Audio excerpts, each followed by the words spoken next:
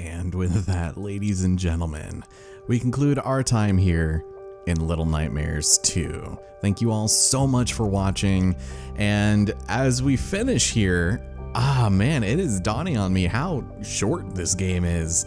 I mean, I feel like I really took my time, but it took me less than, maybe 5 hours total of footage to finish this. It's kind of insane. I'm also speeding through these credits since they take forever, and as far as I know, you can't really do much to skip over them, but as for my thoughts on the project, I mean, it went by so fast, but it was a joy. Even knowing more or less how to solve the puzzles and stuff, there's nothing that really compares to solving these types of games your first time through, and I would dread doing that on camera because, like I said, I got hung up on so many stupid little things that it would just be absolutely embarrassing. But yeah, I think they did a really bang up job on this as a sequel to the first game, obviously being a prequel, and then you also got to see the beginning of Little Nightmares 1 right there with that bonus scene.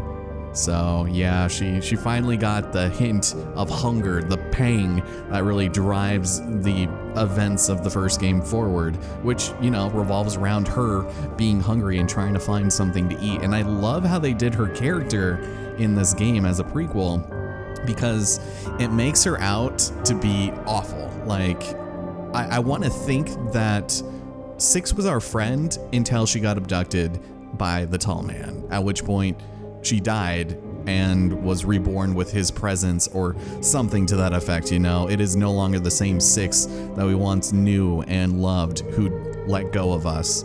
She was always so gung-ho to run ahead and make sure the path was fine for us. So it does feel a little suspicious that she willingly dropped us at the end. And let me tell you, my heart dropped when I saw that the first time. I was like heartbroken. I was like, Six, no, what are you doing?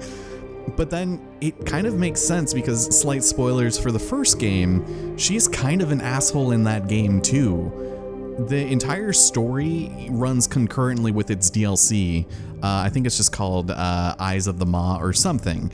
But you play as the runaway kid, and he basically, at the end of it, turns into a gnome. And you see this gnome when you're playing through the normal game, and it's handing Six, who is starving to death, a sausage, but she eats the gnome instead.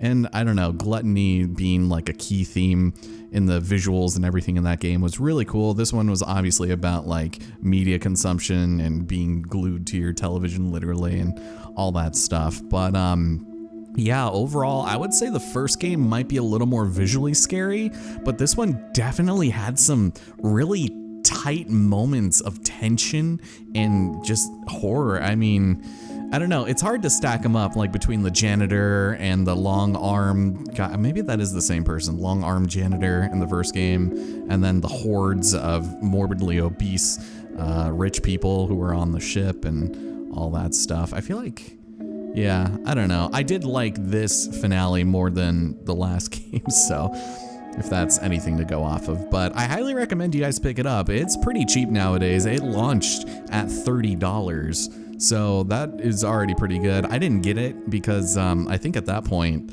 I was waiting for the Series X update. So I was like, yeah, I'll just wait until, you know, it's been confirmed that there will be. And then there was. So that was cool. I don't really, maybe I'll show off the performance mode, but we have to get out of these damn credits first, which I can appreciate. I like me a good set of credits if, you know, the music doesn't run out before you get to the bottom and you're speeding through it as fast as you can. So you can also slow them down like that if you really want to focus on the Chinese localization testers. But I think that's fine. Dandy and all production babies. All right, Ellis Otto. I thought that's an Allison Snuffle. I don't even know how to pronounce any of that. And in memory of, Mr. Sweeney and whatever that last name was. But Pocheon. Nice. It's good to know that they address what text they used. But there we have it. That is the end of the game. 5 chapters is all. Here you can select them and go to whichever area you want. I don't know why it skips forward so much on those sometimes, but for all intents and purposes, let's go to chapter 2. And there's one last order of business, and that is to wear our final hat. And what better way to do it than right here? No. So let's go ahead and take a look. For beating the game, you automatically unlock the fedora, and upon wearing it, you will unlock your final achievement. That is, if you've been following along. And if it just so happens to be your final achievement and you've gotten everything else so far, you get, you know, the platinum trophy, essentially. So there you are, primetime content consumer. Your life is now free of challenges. Congratulations. Yeah, so that's basically for completing all the other achievements, but it was a fun time, and I hope you guys enjoyed the series. This is probably going to go up with another slightly horror-themed story / let's play on the channel. Probably nothing you guys are watching, but we'll see. And to go back to my other point on the Mokujin hat, this is only available on pre-order, and it is essentially a wooden stump with a little leaf coming out of it, and you might be able to buy it on PlayStation. I don't exactly remember, but as of now, there's no other way to really claim it, so that is really annoying that they didn't give it to us. And also, the Gnome's Attic DLC, can I just say how disappointed I am that there was nothing more to it. That entire 5-minute segment at the beginning of episode 2, I think it was, of us going through that and getting the gnome, I guess, mask, or hat or whatever, just feel like a dummy. I feel like I'm a clan member, actually. It's so disappointing, and I don't know that there's anything else that they plan to do with it, but it was $5 for all that. So, yeah, I don't know, you might feel differently about it, and I think they might still update the game at some point in the future, and if they do, well, I will be here for it. But I am so excited for a sequel / prequel, because if you remember, the game actually started with mono in front of a television. So that's kind of fun. I guess we can look at that real fast. Yeah, see, you see it right there, so there we go.